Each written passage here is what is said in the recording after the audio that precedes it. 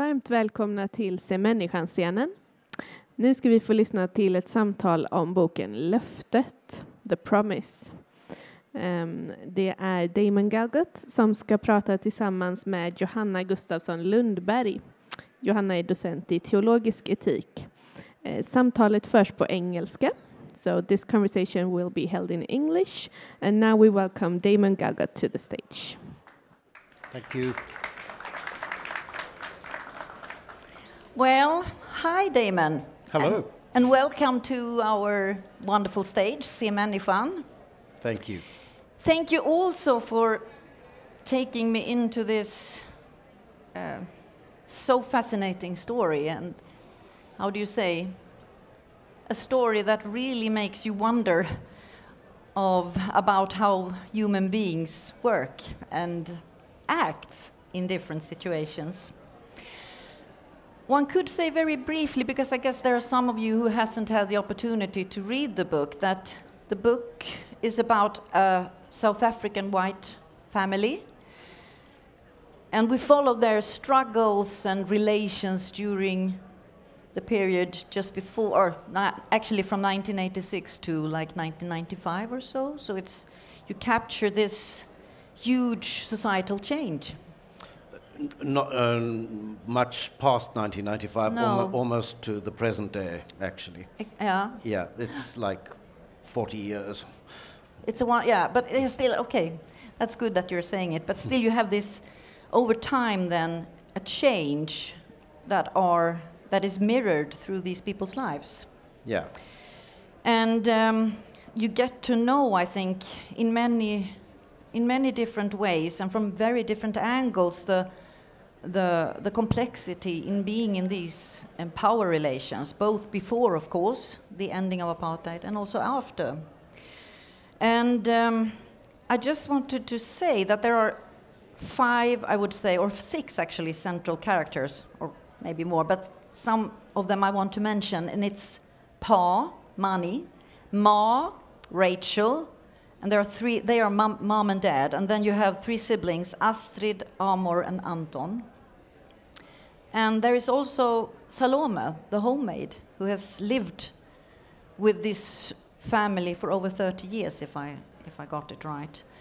And she's a central part of this book, because the promise, which is also the title of the book, Löftet, the promise is given to her.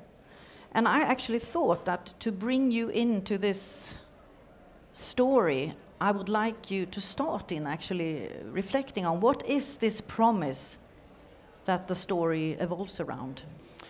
At the beginning of the book, Ma, Rachel, has died, and her daughter, Amor, reflects on a promise that she heard, or believes she heard, her mother get from her father. And the promise was that the father should give a house, which is not a big house, it's a small, broken down house, on a piece of land that has no value, actually, to Salome, who is the black woman who has looked after, firstly worked for this family for decades, but then specifically looked after Ma through her last illness on her deathbed. And in exchange for this service, she wants the house to be given to Salome, and Amor believes she's heard her father say, yes, I promise I will do that. But of course he doesn't. And when Amor continues to raise this matter with the family over all the decades that follow, they find various ways not to follow through on the promise. So that's really what gives the book its shape. Really, and it also, I would say, brings to the forth very, how do you say, not really pleasant sides of us as humans. Because one reflection that I have is that it displays this whole coming back to the promise, not fulfilling it, displays, except for Amor maybe, and we will come back to her, but displays a kind of view of us as humans, mainly driven, I think, of self-interest, greed, distrust. I mean, you have one passage, I think, where you state something like that culture is supposed to refine us somehow from nature. And I wonder then, is this what culture then accomplish? Greed? Well, it's in a way generous of you to say this is human nature, when in fact it's very, very specifically true in this case about white South Africans. I mean, white South Africa is not famous for its generosity of spirit. No. And of course, you know, these people are products of their time and place, as we all are, but the very specific time and place that's given rise to them is a system, apartheid, which is not a very human system. And it's simply true that if you create a system that's not human and expect humans to live in it, that their nature changes and it brings out the very worst aspects of us. I mean, potentially we are all far more generous and kind than that, but a brutal system will draw on the parts of us that are not kind, not generous. Definitely, and I wonder whether it is an interesting aspect that structure and context. I mean, of course, it brings out and affects who you are, but in this case, it might be a very strong explanation to why these people come about as they do. Well, yes, I mean, you know, it might have been possible to tell the story with the house and the land that are at the heart of the promise being incredibly valuable, in which case it becomes a little more understandable, maybe, why the family would want to hold on to it. But it's part of the point, really, that it has no value, actually, and yet the family will not give it up. Give it up, no. So, yeah, it's not saying something very nice about white South Africa, but it is saying something true, unfortunately. And I'm not questioning that it doesn't say anything true, but I really kept coming back to this question on the possibility to deal with a heritage like that and to break out of it and show agency. Yeah. Well, you know, one could have a very big debate about that. And I think it's I mean, to leave the book behind for a second, I mean, I think at the time of South Africa's transition to democracy in 1994, there was a very real positive feeling in the country across all races. I think white people, I mean, there are always exceptions, but I think white people at that time would have been prepared to give up quite a lot. Yeah. Certainly that would be true for the circle I move in, that there was a sense that history has given us an opportunity to change and we must take this opportunity. It's sad to say that that feeling is not alive in the country anymore, no. But I don't think that is necessarily the fault of white South Africans in general. It's a reflection of lack of trust in government, because so much promise was in the air at that time, and very little of that promise, unfortunately, has been fulfilled. So there's a sense of disappointment, futility, frustration, and bitterness. And, you know, black South Africans have been incredibly patient, really, in their wait for change to come. So there's anger from that side, because change has not really transformed people's lives. But, you know, if government now had to ask us, and let me put myself in the chair, if government had to ask me at this point to make a financial contribution to like a wealth tax to, you know, to uplift other South Africans, I would be resistant, not because I don't believe in that kind of gesture, I just don't believe the government will use the money for the purpose they say they will. So it's really a failure of politics in this case, that we haven't transformed in the ways that maybe we were hopeful we could. Yesterday evening I was in the Dome here in Gothenburg, and they showed this wonderful movie or documentary made by a Swedish journalist, Marika Grisel, about Desmond Tutu. And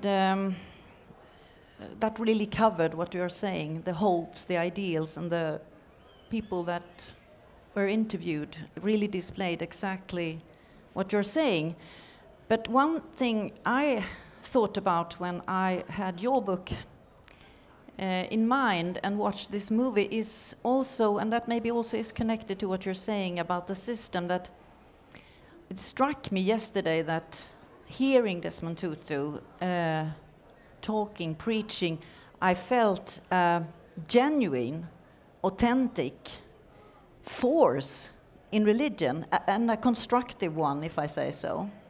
The characters that I meet in your book, for example, Dominic Alwyn Summers, who is the church that Pa Maney has been lately engaged in, as I understood it, and who is really, together with all the other kind of spiritual or religious representatives in the book, they are somehow very instrumental and driven by greed and very much self-interest. And I wonder, is that again the system, or could you tell us a little bit about your view here? Well, I'm not sure how aware people are of this, but the apartheid system was underpinned by a very, very severe Christian morality. Yes. Very Old Testament, extremely judgmental, very punitive. So that was the atmosphere I grew up in. You know, we were told that actually apartheid was a kind of a holy system, because if the white government fell, we would have a black majority government that was communist, and religion would be banned. We would be a godless country. So part of the fear driving the system was actually, you know, Christian in nature, but a kind of a distorted Christianity. So I'm trying to give voice to that in this figure of Alwyn Summers.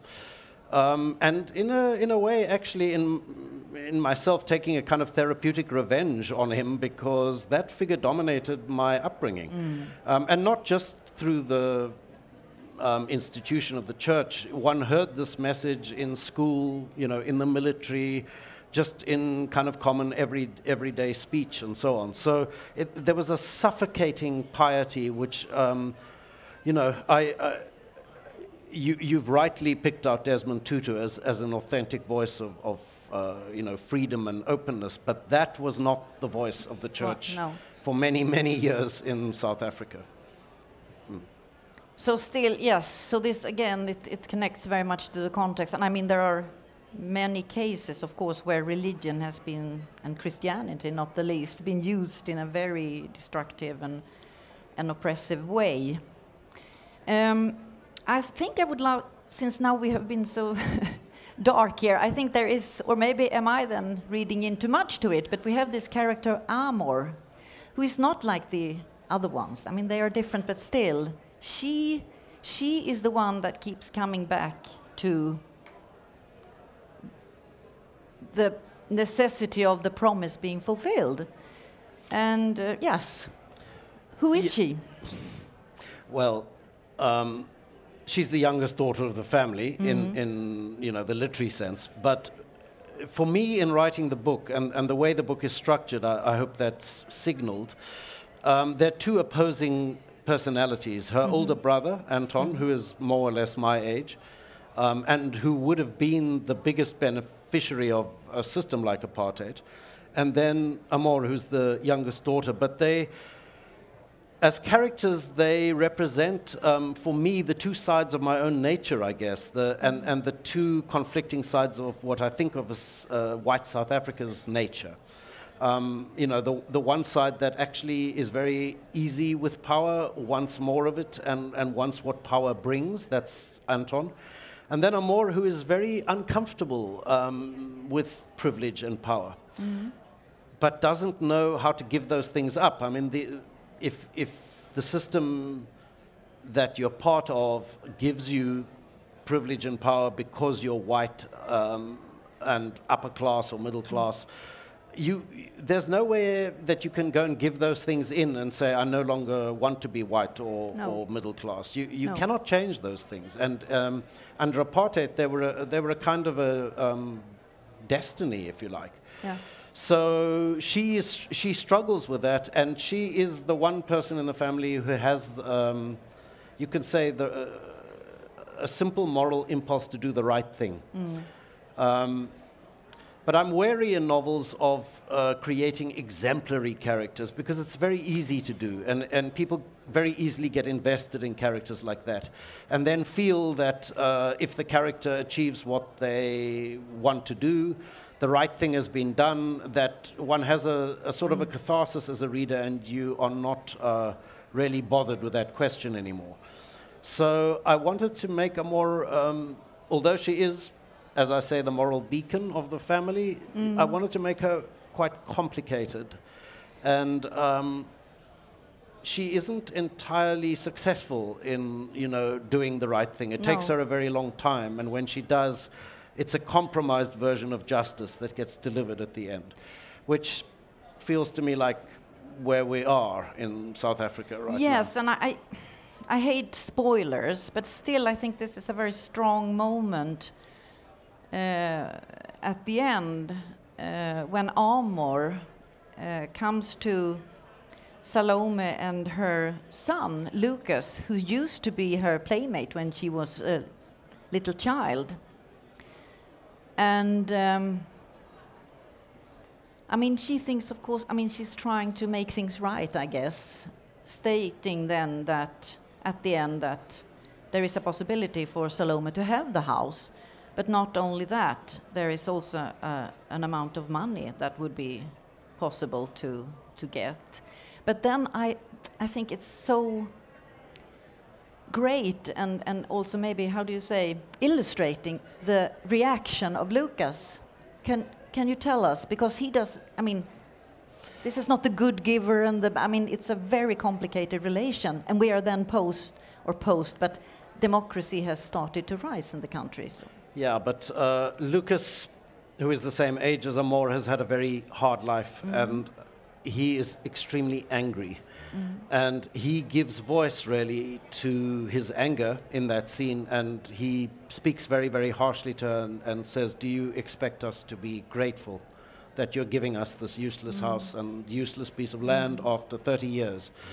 And in fact, in his view, he doesn't want that generosity because he believes the house already belongs to him, the land already belongs to him. And really, at least one other writer has said to me they thought of Lucas as the voice of the future, and I think that's accurate. Yeah.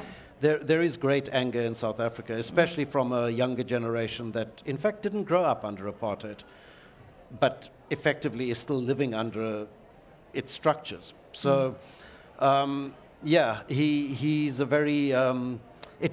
the book would not have been accurate if Lucas's voice had not been part of it. No, I agree, because it's also, really shows the, non-idealistic picture of a possible restorative justice or a possible reconciliation. I would love you to read some of the sentences connected to this, and we will round up this talk. And the context is then Salome when she has, Amor, when she has met with Salome and Lucas, it's time to leave. And I would like you to... It's a very short passage. Thunder gargling away in the back throat of the sky. Time to get moving and to use haste to cover what would otherwise crack the heart. Both women know they won't see each other again. But why does it matter? They're close but not close, joined but not joined. One of the strange, simple fusions that hold this country together, sometimes only barely. Thank you. Okay. We're not really, because I just wanted you, I think it's a realistic end of this talk, and also wrapping up the story, because they're joined but not joined, and you say it's part of this country's situation. What do you mean? Well, this figure of Salome, she's a a rural black woman, not highly educated, who's been working for this family. She's a very recognizable figure in almost every white South African household. And I had such a figure in my childhood. She looked after me, and I didn't know the system that had delivered her into our home. I just knew here was a woman who cared for me, looked after me, that I loved in return. And it's absolutely typical of my country now, but very deeply back then too, that in the middle of every home, in the middle of this apartheid system, there would be these strange human fusions that took place where there was a genuine feeling of affection and of closeness. I mean, I loved her. But at the same time, these connections are very fragile. So, you know, figures like Salome, they get fired, or, you know, the family moves on, you drift apart, and that bond, which under different circumstances might have been very deep and lasted a long time, it breaks, and two human beings leave. So I don't know where Salome is. I don't know if she's alive. I remember her, and if she is alive, I guess she remembers me. So if I have some kind of hope for the future of South Africa, it's in its people, not in its politics. I think most of us feel betrayed and let down by politicians, but on another level entirely, I think South Africans, black and white, understand each other humanly, and it's on that level maybe that we can hold together and work something out. But if we place our faith in politicians, I think we're doomed. Well, thank you anyway, Damon. Thank you so much for coming here and sharing. Thank you. Thank you all.